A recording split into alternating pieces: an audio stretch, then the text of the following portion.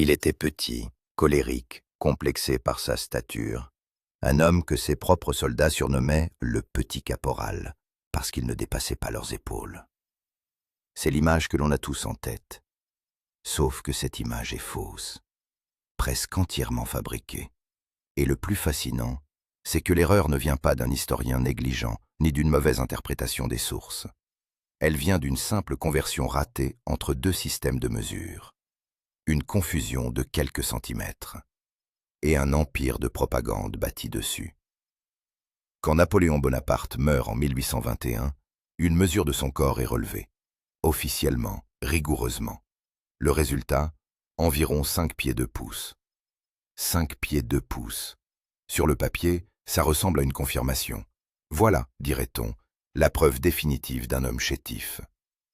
Mais là commence le glissement. Un glissement invisible, presque imperceptible, qui va traverser 2 siècles. Car le pouce français et le pouce anglais ne mesurent pas la même chose. Pas du tout. Le pouce français de l'époque est sensiblement plus long que son équivalent britannique. Converti correctement en unité moderne, 5 pieds 2 pouces français donnent environ 1,69 m. 1,69 m. Pas 1,57 m, pas 1,60 m. 1,69 m. Et cette taille-là, au tournant du XIXe siècle, n'a rien d'une anomalie. Les estimations des historiens et des anthropologues situent la taille moyenne d'un homme français autour de cette époque entre 1,65 m et 1,68 m, selon les sources consultées. Napoléon se situait donc dans la partie haute de cet intervalle, voire légèrement au-dessus. Ni géant, ni lilliputien. Un homme parmi les hommes. Alors d'où vient cette légende si tenace? Pourquoi a-t-elle survécu jusqu'à aujourd'hui, résistant à toutes les corrections, à tous les démentis? Pour comprendre ça, il faut traverser la Manche. L'Angleterre et la France sont en guerre, pas seulement sur les champs de bataille, mais dans les esprits, dans les salons, dans les journaux. Et dans ce type de guerre-là, l'arme la plus redoutable n'est pas un canon, c'est une image. James Gillray est dessinateur satirique, britannique, talentueux, férocement politique, et il va consacrer une partie de son œuvre à façonner la perception de Napoléon dans l'opinion anglaise. Dès les premières années du siècle, ces planches circulent massivement dans les coffee houses et les gazettes londoniennes. L'une de ses compositions les plus célèbres, publiée en 1803 et intitulée « The King of Brobdingnag and Gulliver », met en scène un Napoléon minuscule, tenu entre les doigts d'un roi anglais de stature imposante, comme un jouet grotesque. On y voit un petit homme rageur, bouffi d'orgueil, perché sur ses ambitions comme sur des talons trop hauts. L'image n'a pas besoin d'être vraie pour être efficace. Elle a juste besoin d'être répétée. Et elle l'est. Encore et encore. Le problème avec ce type de représentation, c'est qu'elle ne porte jamais d'avertissement. Elle ne dit pas « attention, exagération politique ». Elle entre dans les mémoires comme une évidence, comme quelque chose que l'on a toujours su. La confusion sur les pouces fait le reste. Quand des observateurs britanniques lisent 5 pieds 2 pouces dans des documents français et convertissent machinalement en mesure anglaise, le résultat tombe à environ 1,57 m. Parfait, ça colle avec les dessins de Gillray. L'erreur semble se confirmer d'elle-même. Voilà comment naît une fable solide. 2 sources distinctes qui semblent pointer dans la même direction. L'une est de la propagande. L'autre est une erreur de calcul. Mais ensemble, elles ont l'air de preuves. C'est un mécanisme bien connu. On croit quelque chose, on interprète les données dans ce sens, et l'interprétation renforce la croyance de départ. Chaque nouvelle information passe par ce filtre invisible.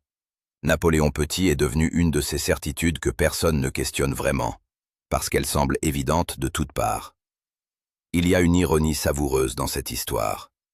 Le surnom Petit Caporal que ses soldats lui donnaient n'avait rien à voir avec sa stature. C'était une marque d'affection, un signe de proximité. Un chef qui partageait leur bivouac, qui connaissait leur nom, qui marchait avec eux dans la boue. Une façon de dire « il est des nôtres », un terme de camaraderie, pas de moquerie.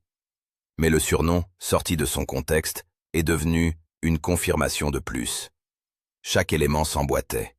L'image satirique britannique, l'erreur de conversion, le surnom mal interprété.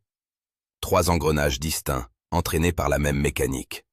On voulait voir un homme petit, alors on voyait un homme petit partout. Ce qui est troublant au fond, c'est que cette légende a résisté si longtemps précisément parce qu'elle était utile.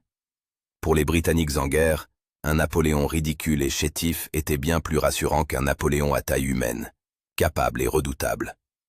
La propagande efficace ne crée pas une illusion à partir de rien. Elle prend quelque chose d'ambigu, un document en langue étrangère, un surnom affectueux, et elle le fait pencher dans la direction voulue. Et une fois l'image installée, elle se reproduit seule. Les historiens du XIXe siècle la reprennent sans la vérifier.